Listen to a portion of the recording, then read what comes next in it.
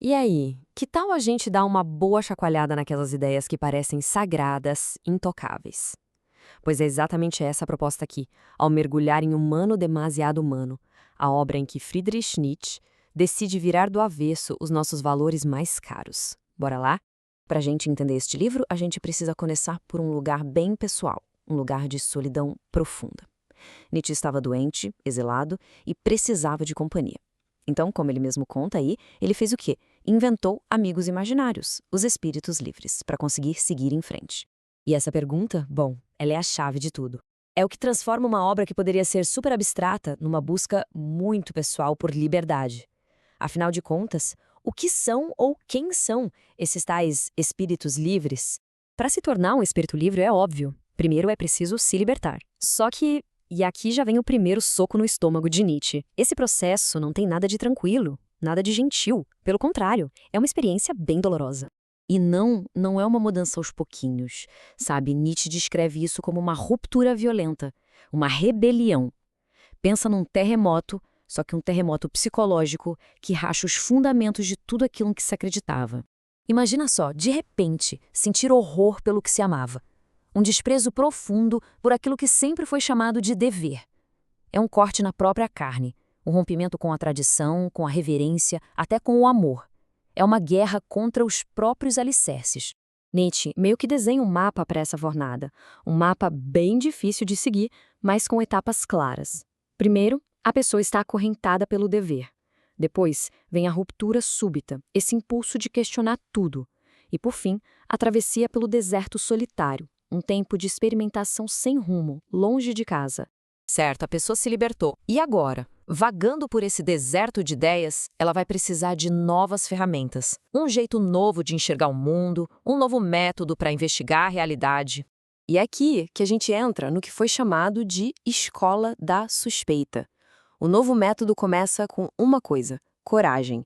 A coragem de olhar para absolutamente tudo com o pé atrás, com suspeita. Uma suspeita radical. E, poxa, pensando bem, isso não soa um tanto familiar para os nossos dias? A grande sacada revolucionária de Nietzsche aqui é tratar nossos valores mais elevados, razão, moral, a própria verdade, não como se tivessem caído do céu, divinos e eternos. Não.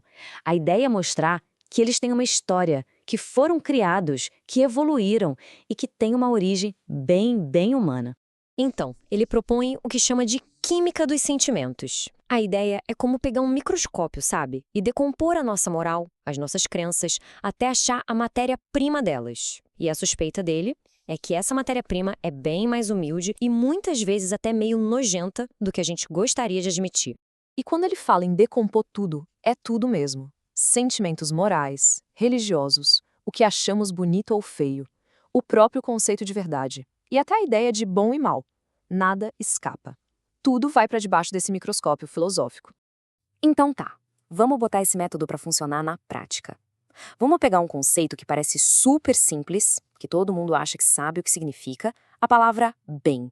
Aí vem a provocação. E se a gente descobrisse que a palavra bem já significou coisas totalmente contrárias em épocas diferentes? Foi exatamente isso que Nietzsche concluiu. A definição de bem muda completamente dependendo de quem está falando. O significado da palavra em si vira de cabeça para baixo. Olha só que interessante. De um lado, temos os poderosos, os governantes. Para eles, bom era eles mesmos. Nobre, forte, capaz de retribuir. Mal era o povão, o fraco. Agora, do outro lado, o dos oprimidos, a história é outra. O poderoso, o nobre, ele é visto como mau, cruel. E bom passa a ser quem é compassivo, inofensivo, ou seja, o oposto do opressor. A conclusão disso é de cair o queixo. Moralidade não é uma verdade que veio do céu absoluta e universal. Ela é uma perspectiva. E mais do que isso, é uma perspectiva que nasce das relações de poder. A nossa bússola moral é, na verdade, um artefato histórico, moldado por séculos de conflito. Ok, espera aí. Se os nossos valores não são absolutos, se tudo é uma questão de perspectiva, qual é o sentido dessa jornada tão dolorosa de libertação? Isso tudo leva para onde, afinal? A resposta de Nietzsche é clara. O objetivo não é destruir por destruir, não é acabar num vazio sem sentido. Pelo contrário, O propósito é alcançar um novo tipo de força, uma nova saúde do espírito. E o que é essa saúde? É a maturidade da liberdade de espírito. É um estado de autodomínio tão grande que permite navegar por diferentes modos de pensar, até mesmo os contraditórios, sem se perder no caminho. É a capacidade de viver sem precisar daquela muleta das certezas absolutas. E a recompensa por essa jornada toda é o que ele chama de privilégio de mestre. O espírito livre conquista o direito de viver de forma experimental, de se jogar na aventura e de criar o próprio mapa, em vez de seguir os antigos. E a partir dessa nova perspectiva, lá do alto, aquelas velhas verdades absolutas, que antes pareciam tão sérias e pesadas, talvez se mostrem dignas de uma boa gargalhada. A gente percebe que elas pareciam ser tudo, mas, na realidade, são vazias de significado. E é com essa pergunta final que o livro nos deixa. A pergunta que dá o nome a tudo isso.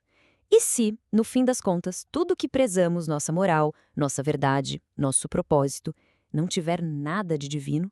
E se for apenas humano, demasiado humano, uma criação nossa, com todas as nossas falhas, erros e, quem sabe, com toda a nossa beleza também?